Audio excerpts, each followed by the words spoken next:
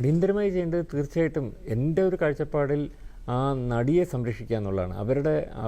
അവരുന്നയിക്കുന്ന പ്രശ്നങ്ങൾ സംരക്ഷിക്കുക എന്നുള്ളതാണ് ഏറ്റവും അടിയന്തരമായി ചെയ്യേണ്ടത്. രണ്ടാമത്തേത് കണ്ണുമടച്ച്, അതായത് ഒരു രീതിയിലും സ്വാധീനിക്കപ്പെടാതെ നിഷ്പക്ഷമായിട്ടുള്ള നടപടിയുമായി മുന്നോട്ട് പോവുക, മാതൃകാപരമായ നടപടിയുമായി മുന്നോട്ട് പോവുക.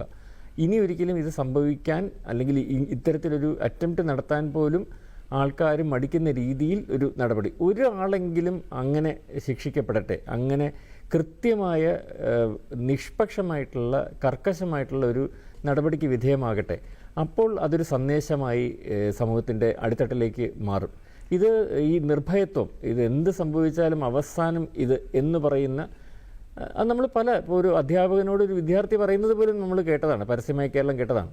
അപ്പം അത്തരത്തിൽ ഇതിലെല്ലാം ലാഘവത്തോട് കണ്ട് എന്ത് വന്നാലും ഒന്നും സംഭവിക്കില്ല എന്ന് പറയുന്ന ആ ചിന്ത മാറിയാൽ മാത്രമേ ഇതിനകത്തൊരു പരിഹാരമുണ്ടാവൂ. അതിന് തീർച്ചയായിട്ടും ചലച്ചിത്ര സംഘടനകൾക്ക് വലിയൊരു പങ്കുണ്ട്. അതിനേക്കാൾ വലിയ പങ്ക് ഭരണകൂടത്തിനുണ്ട്. മാധ്യമങ്ങൾക്ക് തീർച്ചയായിട്ടും അതിനെ പിന്തുണയ്ക്കേണ്ട ബാധ്യതയുണ്ട്.